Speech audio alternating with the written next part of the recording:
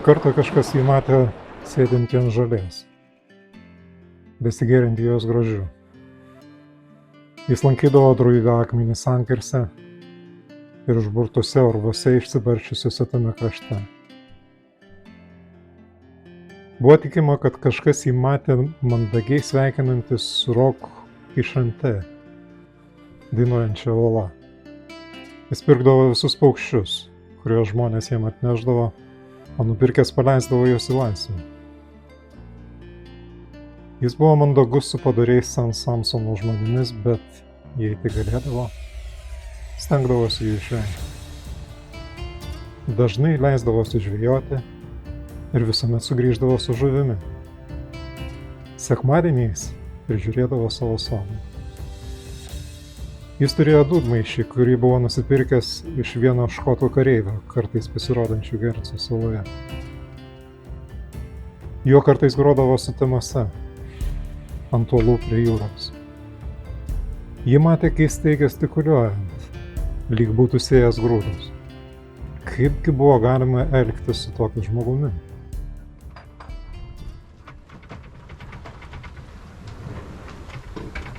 Ar graudus romanas? Labai pamokantis, kadangi plaukiojom čia, tosiomis vietomis kažkur čia aprašyta.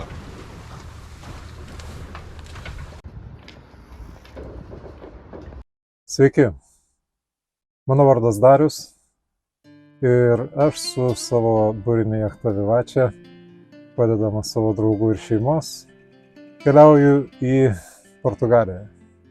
Taip, šių metų Vivačia tikslas yra pasiekti Portugaliją. Praeitas epizodas baigėsi Normandijos salose. Vienoje iš jų, tai yra Guernsey saloje. Mums taip patiko Normandijoje ir taip patiko jos salos, kad nusprendėme neskubėti į Bretanę ir dar užsukome į trečią Normandijos salą, tai yra Jersey ir jo sostinė St. Helier.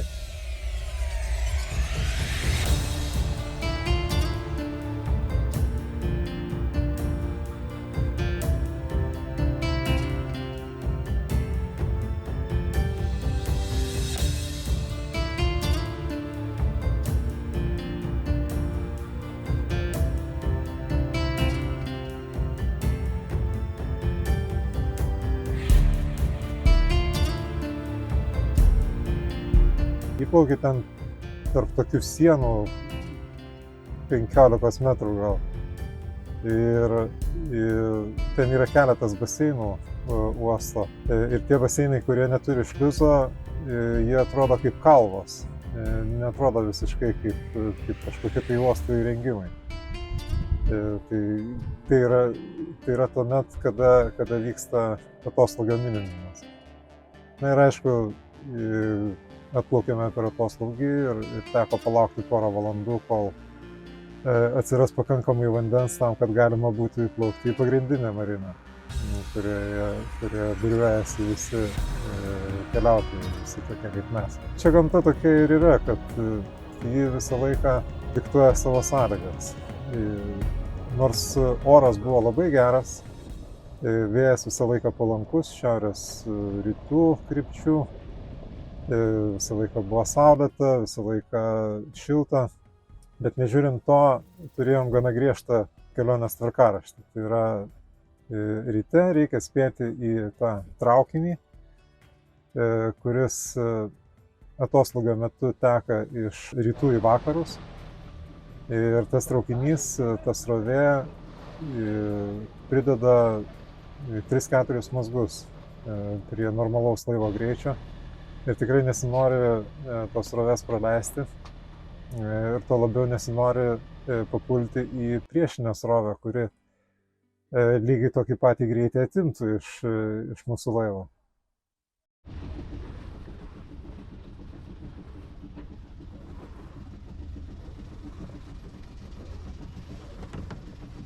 Dešiniau biškį.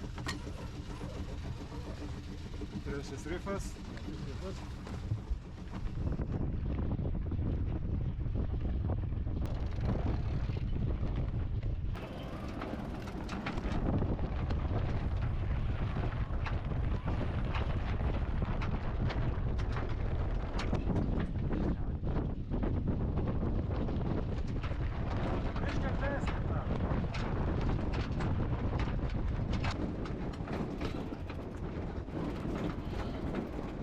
O, ja. Super. Visi patenkinti.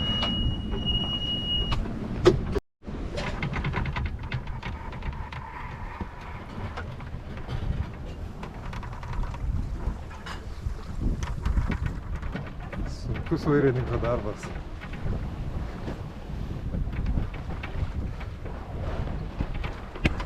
Iš Lamanšo Belago jau greitai sieksim tvirtą Prancūzijos žemę.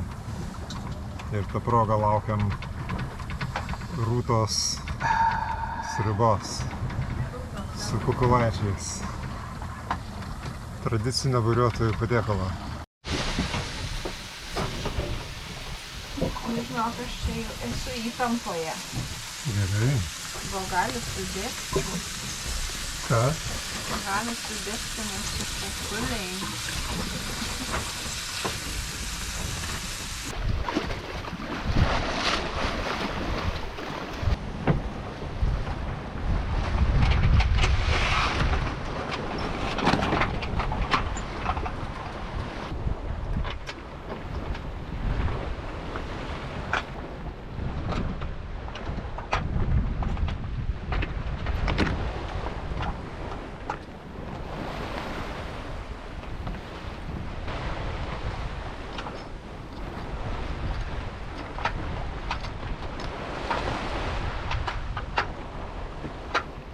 Per daug.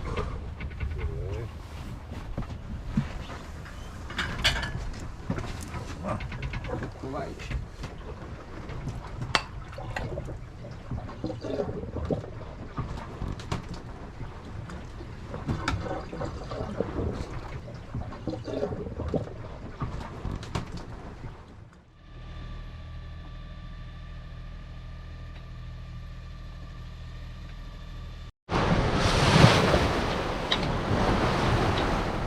Šiandien diena be vėjo. Jeigu būtų tokia ramybė ir nebūtų srovių, tai nebūtų ir bangų. Ja, bet šiandien ne taip. Plaukiam su varikliu ir visą laiką šokinėjam per bangas. Bangos atsiranda dėl to, kad srovė teka pakrantę ir kaip ir kiekviena srovė, jinai nėra visiškai tolygi. Susidaro bangelės. Tai jūros srovės bangelės yra tokios, kad pakankamai mus gerai supa.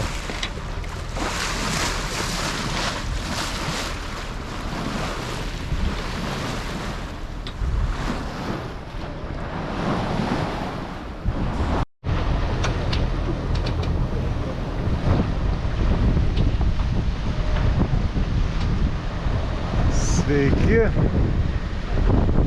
Prancūzijos akmenys.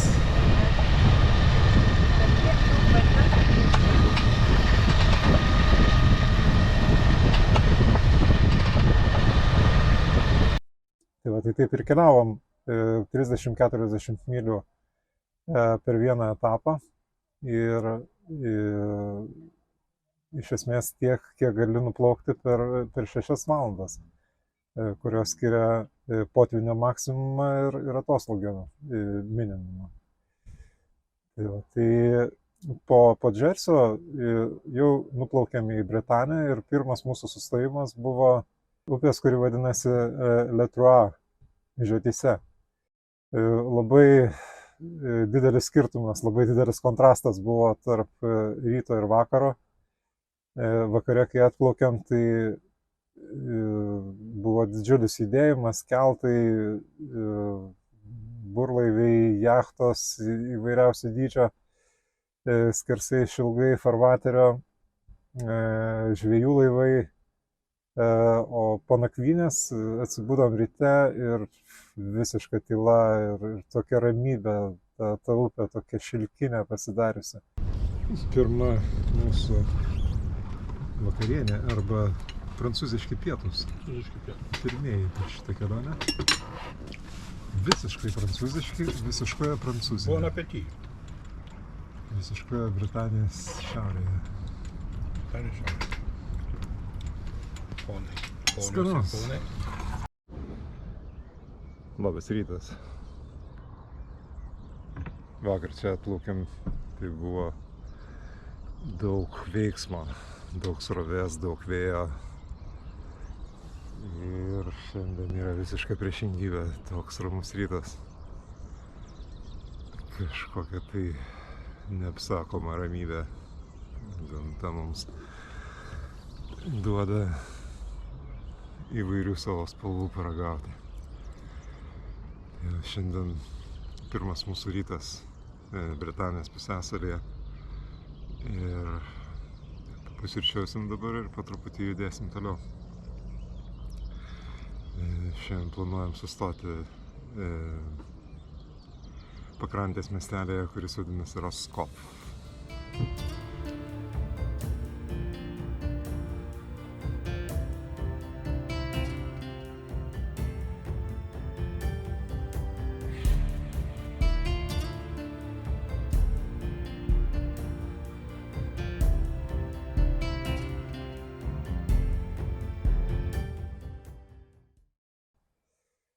Sekantis mūsų sustojimas buvo Roscoff marina. Tai nauja marina, nežiūrint to, kad Roscoff miestelis turi ir senąjį uostą, bet senasis uostas yra išdžiūstantis ir ten tokie finkiliniai laivai kaip mūsų, turintys gana didelę grimzlę, jie negali stovėti ilgai. Ir mes rinkomės naująją mariną. Na ir tai yra graži vieta, gerai sutvarkyta, žydintys krūmai. Jau iš tikrųjų Roscoffe pajutom tą pietietišką Britanijos temperamentą, šilumą, kvapus ir visus kitus akcentus, visus kitus atributus.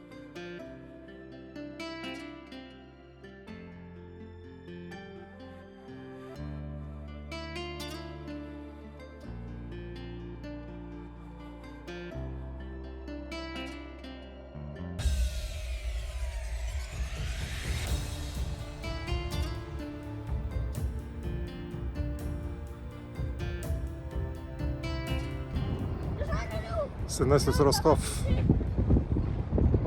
Už manęs senasis uostas.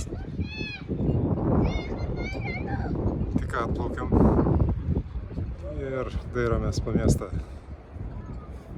Labai šilta, labai gerai, labai daug saulės.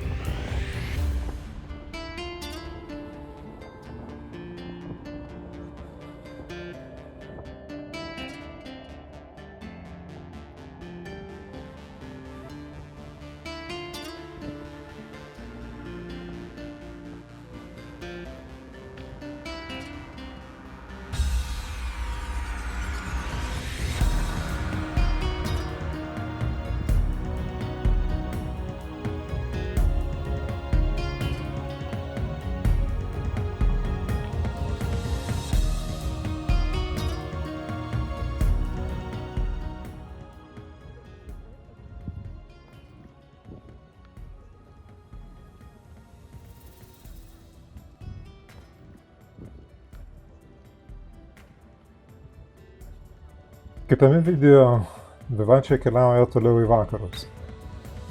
Pamatykite, kaip pietų koloritas vis labiau atsiveria pasukus į Biskajos įlanką. Prenumeruokite mūsų kanalą, kad nepraleistumėte naujienų. Mums svarbi jūsų reakcija ir įsitraukimas, todėl nesivaržykite pakomentuoti, paspausti mygtuką ir pasidalinti nuorodą su draugais. Iki susitikimo. Ate.